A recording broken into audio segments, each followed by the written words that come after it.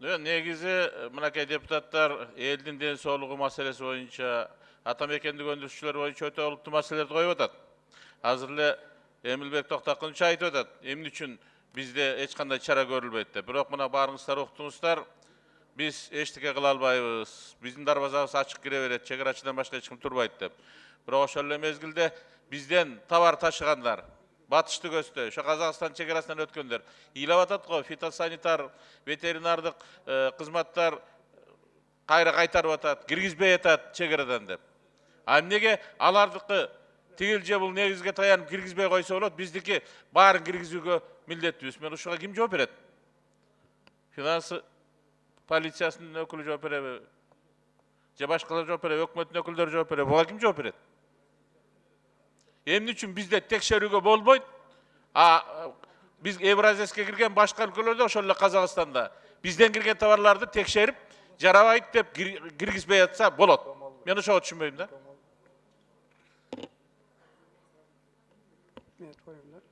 Айыл чарба министри, экономика министри жооп бергиле. Бул маселени өкмөт бүгүнкү күндө толук түшүнөт. Бирок сиз айткандай Казакстанда, Россияда өздөрү мындай атайын мындай чек арадан өткөндө мындай посттор жок. Булар мисалы мындай өздөрүнүн ички мыйзамдарына таянып, кээ бир мисалы биздин предпринимательге мындай тоскоолдук кылган постторду коюшу мүмкүн. Бирок негизинен Россияда, Казакстанда мындай мыйзамдуу нерселер мындай жок да. Алар дагы бүгүнкү күндө баягы ЕАЭСке кирген бардык мындай шарттарды аткарып жатат. Мен түшүнбөй атам. Биздин ишкерлер эгерде бардык жерде айтып атат, радиодон, телевидениеден айтып атат, интернеттен айтып атышат, Казакстанга кирип бараткандар текшерип, фитосанитар жактан дал келген жок, же бир документ жетишпейт, же ветеринар жактан деп Россиядан дагы кайтарып атышат, Казакстандан да кайтарып атышат. Эмне үчүн биз кайтара албайбыз? Маселен ушундай, бизде деле ошондой мыйзамдар бар. Аларда кандай мыйзамдар болсо, биздер ошол мыйзамдар менен иштеп атабыз. Бирок биз көзөмөлдөй албайбыз деп атпайсыңарбы? Эмне үчүн 270 000 тонна, мына жаңы эле Экмат Жоркбаевич айтып атат, ушу мыйзам жасап атканда текшерип чыкты деп.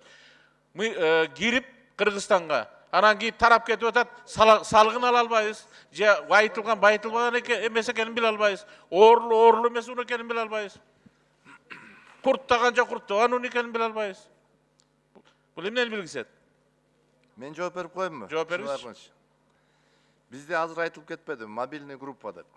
Мобильный группа негизи иштеп, ошонун анализин алып, анан кийин лабораториядан чыгартып, токтотуп коюш керек болчу. Биздики карама каршылык. Фитосанитарныйга тыйын берсең өтүп кете берет. Бардыгы тең ошондо болуп атпайбы биздики?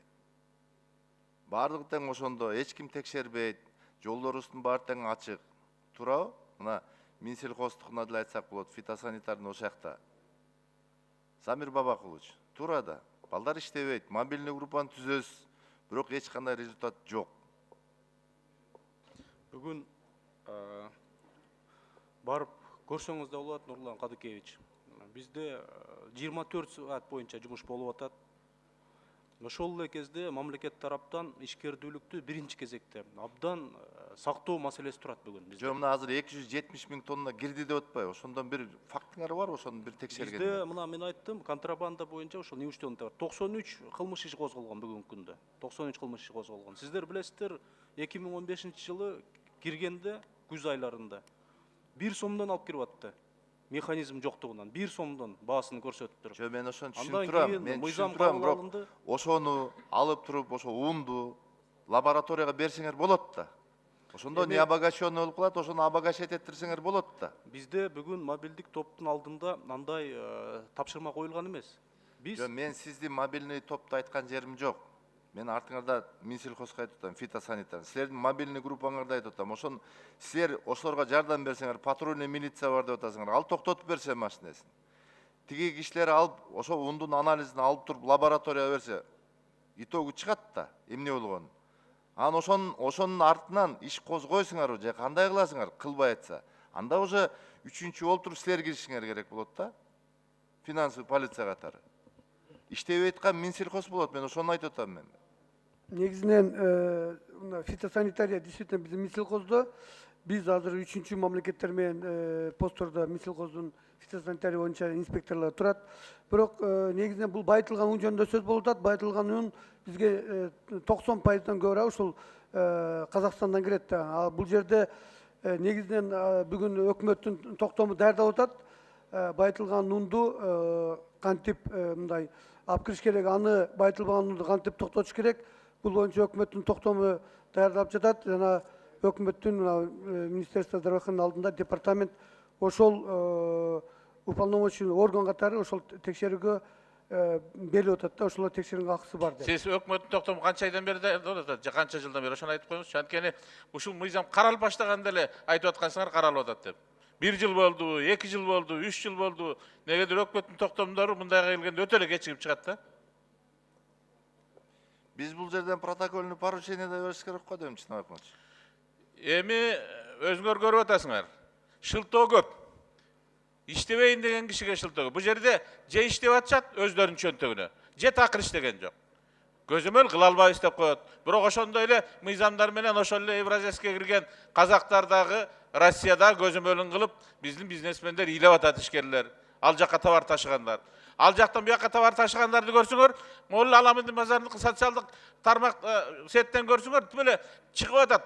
Казактар өздөрүнүн базарында жүргөндө эле кирип чыгып атышат, товарларын алып келип, акчасын санап алып кетип атышат. Алардан салык алган бир киши жок. Анткени себеби бизге салыктын кереги жок, же Кыргызстанга. Бизге эч кандай кереги жок. Же болбосо ошонун эсебинен баары текшерген органдардын өкүлдөрүнүн баары күн көрүшөт. 1 жылда 90 иштеген бул бүгүнкү күндө контрафактылык товар үчүн эчтеке эмес. 1 күндө 90 иш тапса болот. 1 күндө. Сиз жакшы билесиз. 1 күндө 90 жолу өтүшөт. Бир эле машина менен. Бир эле машина менен. Андайлар толтура. 1 жылда 90 деген эмне? Сиз так иштебей турбайсыз, жалкоо экен да. Контрафакт бардык товарлар Кыргызстанда өндүрүлгөн да өндүрүлбөгөн товарлар жөн эле сууда айланып кирип атат. Токтоткон эч бир күч жок. Анткени себеби токтото турган күчтөргө кызыкчылыгы ошолордо байланган. Барбы? Жоогуңар. Сатпа, салык кызматы быйылкы 8 айдын ортосунда 9 миллиард 648 миллион НДС ошо таможенный союздан келген товарлар боюнча төлөндү. Былтыркы жылкыга караганда 2 миллиард 45 миллионго көп төлөнгөн. Бул же болбосо 130%-тын тегерегин темп көрсөтүп атат. Бул тууралуу жумуш жүргүзүлүп атат. Баягы минимальный уровень контроль деп киргизилген. Ошол боюнча азыркы маалда жумуш жүргүзүлүп атат. Экономика министрлиги айтып атпайбы? 70% бизде көмүскө экономика деп. 70% көмүскө болуп атат деп. Бизде өндүрүшчүлөр дээрлик жок калды өндүрүш деген. Эмненин эсебинен анда көмүскө экономика болуп атат бизде? Биз кимге ишенебиз? Экономика министрине ишенебизби же салык кызматына ишенебизби? Бүгүн өзү негизи булар жакшы даярданбай келиптир. Себеби мына депутаттардын суроолоруна ундун баасы эгер байытылса кандай болот десе бирөө да билбейт. Мен оюмча бул уят. Ундун баасына көп таасирин бере албайт. Биринчиси бул ден соолук үчүн да. Экинчиси мына контрабанда боюнча бир топ маселелер айтылды. Замир Бабакулович, сиз убагында жакшы иштеп кеткенсиз налоговыйда. Менин пикирим пока өзгөрүлө элек, сизди жакшы жетекчи деп ойлойм да. Но бирок мен көп нерсе билемин. Ошо билген нерселердин бирисин айтайын. Кыргызстан боюнча бүт кирген контрабанда точкалар финансовый полициянын жетекчисине мурун өзүнүн отметкасын берип турган. $10.000 мен баасында айтайын. Ошол чүйдүн кайсы точкасында болсо, ал адамдардын фамилиясын бүт финансовый полициянын кызматкерлери билет, аларга тийишпейт. Ансыз 10 килограмм менен да колуңан кармап алат. Чыныбакынович бул жерде туура айтты. Ошондуктан же сиз контролго алып буларды тартипке салышыңыз керек, же дойлого отурганыңызды ачык айтышыңыз керек. Ансыз биз ишти алдыга жылдыра албайбыз. Себеби мына азыр көп нерселерди айтылды. Булардын баардыгын тартипке келтирип, унду байытыш боюнча рекламалар болмайынча биз улуттун ден соолугу үчүн жардам бере албайбыз.